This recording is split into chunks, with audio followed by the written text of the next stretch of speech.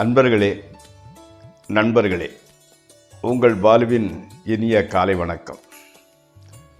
இன்று மார்ச் மாதம் 5ஆம் தேதி, அதாவது மாசி மாதம் 21ஆம் தேதி புதன்கிழமை. சஷ்டி திதி 12:51 பகல் வரை, அதற்கு மேல் சப்தமி திதி, கிருத்திகை நட்சத்திரம்.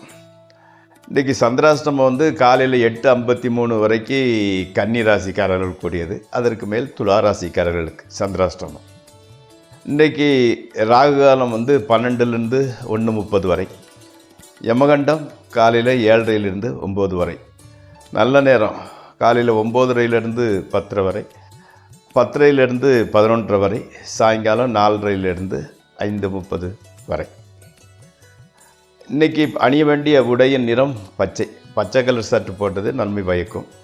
தவிர்க்க வேண்டியது, அதாவது போடக்கூடாது ரெட் கலர். சாப்பிடக்கூடியது கோதுமையில் செய்த சப்பாத்தி, பூரி அல்லது கோதுமை ரவை உப்புமா எதையும் சாப்பிட்டு கொள்ளலாம்.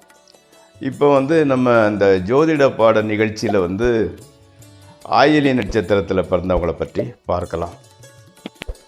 பொதுவாக ஆயிலிய நட்சத்திரம் 1ஆம் பாதத்தில் பிறந்தவங்க நெறி தவறி தனது சுகபோக இச்சையை தீர்த்து கொள்பவராக இருப்பார். அவருக்கு ரூல்ஸு அண்ட் ரெகுலேஷன்ஸு இப்படி தான் போகணும், அப்படி மனசாட்சி அதெல்லாம் ஒன்றும் கிடையாது. அந்த இச்சையை தீர்ப்பதாக இருந்தால் எந்த வடிவத்தினாலும் நடந்து கொள்வார். அதே மாதிரி மனைவிக்கு மாசு கற்பிக்க துடிக்கும் மடமை கொண்டவராக இருப்பார். அதாவது கொண்டாட்டி மேலே குறை சொல்கிறதுக்கு, பொய் சொல்கிறதுக்கு சலிக்க மாட்டார், தயங்க மாட்டார். அந்த மாதிரிப்பட்ட ஒரு கேரக்டர்.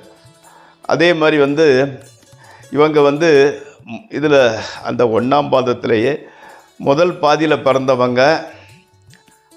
அதே மாதிரி மருந்து மெடிசன், அதாவது மருந்துன்னா நோய் தீர்க்கும் மருந்து.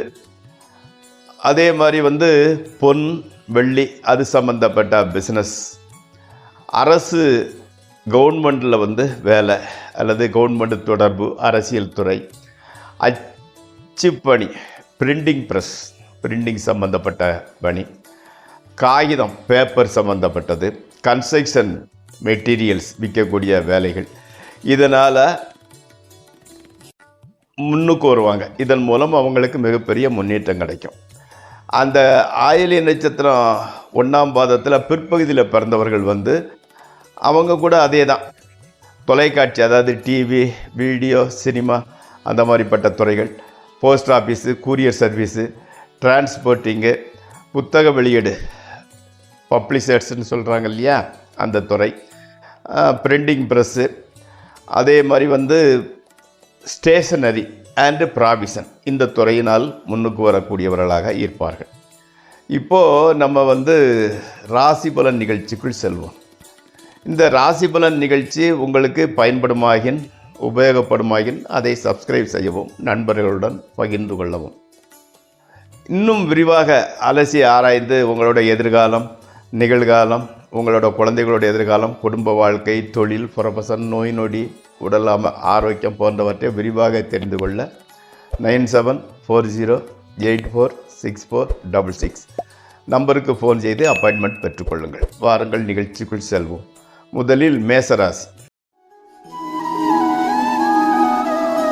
இந்த மேசராசியில் பிறந்தவங்களுக்கு, அதுவும் பர்டிகுலராக உத்தியோகத்தில் உள்ளவங்களுக்கு பதவி உயர்வு, அதாவது ப்ரமோஷன் அல்லது ஊதிய உயர்வு, இன்க்ரிமெண்ட் கிடைக்கப் போகின்றது.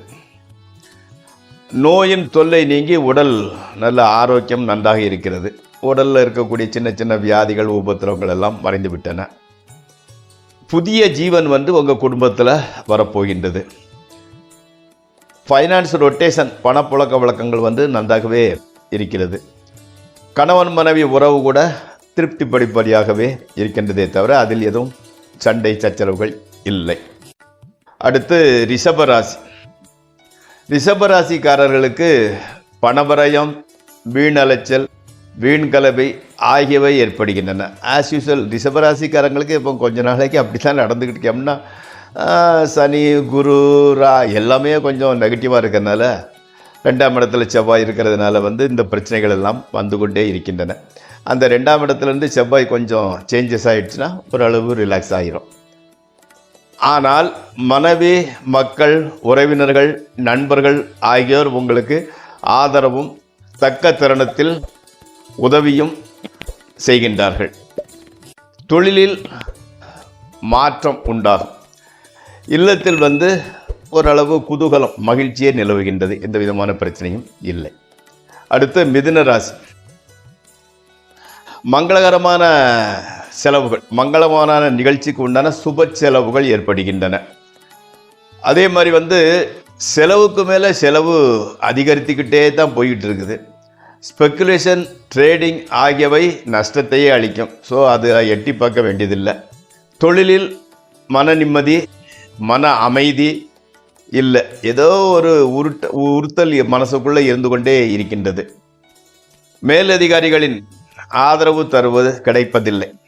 நீங்கள் வேலை பார்க்குறவங்களுக்கு உங்கள் சுப்பீரியர்ஸ் ஏதாவது பிரச்சனை சொல்லிக்கிட்டே இருக்கிறாங்க. உங்களுக்கு தொழிலில், உங்களது வேலையில் குற்றம் கண்பதையே அவர் தொழிலாக வச்சுக்கிட்டு இருக்கிறாரு. ஆனால் கணவன் மனைவி உறவு மாத்திரம் நன்றாகவே இருக்கின்றது. அடுத்து கடகராசி. குடும்பத்தில் இதுவரைக்கும் என்னென்னா ஒருத்தருக்கு ஒருத்தர் மிஸ் அண்டர்ஸ்டாண்டிங், ஒரு மனத்தாங்கல் நிலைவு வந்தது. அந்த மனத்தாங்கல் விலகிவிட்டது, அகன்று விட்டு ஒரு சுமூகமான சூழ்நிலை நிலவுகின்றது. இன்றைக்கி ஸ்பெக்குலேஷன், ட்ரேடிங்கில் ஆகியவற்றிலும் கூட லாபமே கிடைக்கப் போகின்றது. பணவரவு ஓரளவு நன்றாக இருக்கிறது. கௌரவம், செல்வம், செல்வாக்கு, அந்தஸ்து, புகழ் எல்லாமே அதிகரிக்கிறது. குடும்பத்தில் மகிழ்ச்சி என்பது நிலவுகிறது. நினைத்தவை நினைத்தபடியே நடக்கின்றன. அடுத்து சிம்மராசி. அதாவது நன்றாக தொடர்ந்து போய்கிட்டு இருந்த அந்த தொழில் சடனாக பிரேக் அடித்தது மாதிரி கொஞ்சம் ரிவர்ஸில் போக ஆரம்பிக்கிறது. கொஞ்சம் தேக்க நிலை ஏற்படுகிறது. அதே மாதிரி ப்ரமோஷன் கிடைக்காவிட்டாலும் பரவாயில்லை, டீப்ரமோட் ஆகிவிடக்கூடாது என்ற மனநிலைக்கு வந்துட்டீங்க. அப்போ ப்ரமோஷன் கிடைக்காட்ட கூட கவலை கடலைப்பா, இப்படி இருந்துக்கிட்டு இருந்தால் போதுங்கிற மனநிலைக்கு வந்துவிட்டீர்கள். கணவன் மனைவி உறவு ஓரளவு நன்றாகவே இருக்கின்றது. நண்பர்கள் ஆதரவு அதிகரித்து கொண்டே இருக்கிறது. அது நல்ல நிலைமையிலேயே இருக்கின்றது. அடுத்து கன்னிராசி. கன்னிராசிக்காரங்களுக்கு பிரயாணங்களினால் அனுகூலமும் ஆதாயமும் கிடைக்கின்றது. திருமணமாகாதவர்களுக்கு திருமண பேச்சு ரொம்ப மும்முரமாக நடக்குது. கூடிய சீக்கிரம் அது முடிவாகிவிடும். மக்கள் பேர் இல்லாதவர்களுக்கு குழந்தைகள் பற்றி, அதை பற்றி ஒரு சுப செய்தி சேர்கின்றது. பாசிட்டிவ் ரிசல்ட் கிடைக்கிறது. பொருள் சேர்க்கையும் புதியன வாங்குதலும் உண்டாகிறது. கணவன் மனைவி உறவு கூட நன்றாகவே இருக்கின்றது. அடுத்து துளாராசி. துளாராசிக்காரங்க இன்றைக்கி பேச்சை குறைத்து கொள்ளுங்கள். மக்கள், உறவினர்கள், நண்பர்கள் எல்லோரிடத்திலும் விரோதம், தேவையில்லாத சச்சரவே உண்டாகின்றது. கணவன் மனைவி உறவு கூட பட்டும் படாமலுமே இருக்கிறது. எதிர்பாராத செலவினங்கள் உண்டாகின்றன. மனசில் தீய எண்ணங்களே தோன்றுகிறது. கெட்ட எண்ணங்கள் தான் தோன்றிக் கொண்டிருக்கிறது. ஒரு பாசிட்டிவ் எண்ணங்கள் வருவதில்லை. பொறுமை மிகவும் அவசியம் இந்த பீரியடில். அடுத்து விருச்சிக ராசி. அரசாங்க தொடர்பு உங்களுக்கு ஒரு நல்ல பலனை கொடுக்கின்றது. முக்கிய பிரமுகர்களுடன் ஒரு சந்திப்பு, அதனால் நன்மையே கிடைக்கப் போகிறது. சமூகத்தில் கௌரவம், ஒரு ஸ்டேட்டஸ்ன்னு சொல்கிறோம் இல்லையா, அது நன்றாக இருக்கிறது. அடுத்து தனுசு ராசி. தொழிலில் சற்று தடங்கள் உண்டாகின்றது. முக்கியமான பொருள் அல்லது நிலத்தை விற்க வேண்டிய சூழ்நிலை உருவாகின்றது. ஆனால் அதன் பின் தொல்லைகள் குறைய ஆரம்பிக்கின்றன. மனைவி மக்கள் ஆதரவும் உதவியும் தருகின்றனர். அதே மாதிரி மக்களோட சப்போர்ட்னால பணத்தட்டுப்பாடு, ஃபைனான்ஸ் ப்ராப்ளம் கொஞ்சம் குறைகிறது. அடுத்து மகர ராசி. இதுவரை திருமணமாதவர்களுக்கு திருமணம் நிச்சயமாகிறது. பொருளாதார நிலையில் அபிவிருத்தி உண்டாகிறது. புதிய மனை, நிலம், வாகனம் வாங்கும் யோகம் வந்துவிட்டது. அதற்கான முயற்சியில் ஈடுபடுகிறீர்கள். கூடிய விரைவில் புதிய வீடு கிடைத்துவிடும். குழந்தை, அதாவது உங்களுக்கு குழந்தை பாக்கியம் உண்டாகின்றது. கணவன் மனைவி உறவு மகிழ்ச்சி தருவதாக இருக்கிறது. அதே மாதிரி இதுவரைக்கும் பட்ட கஷ்டத்திலிருந்து விடுதலை கிடைக்க ஆரம்பித்து விட்டது. அடுத்து கும்பராசி. வீணலைச்சல், மனக்கவலை போன்றவை உண்டாகின்றன. வேளா வேளைக்கு உணவு உண்ண முடியாத சூழ்நிலை கூட வருகிறது. மனைவி மக்கள் மூலம் மாத்திரம் மகிழ்ச்சியே உண்டாகின்றது. அவர்கள் உதவியும் ஆதரவும் நன்றாகவே இருக்கின்றது. பொருள் வரவில் தடை ஏற்படுகிறது. வரக்கூடிய பணமெல்லாம் சரிவர வந்து சேரவில்லை.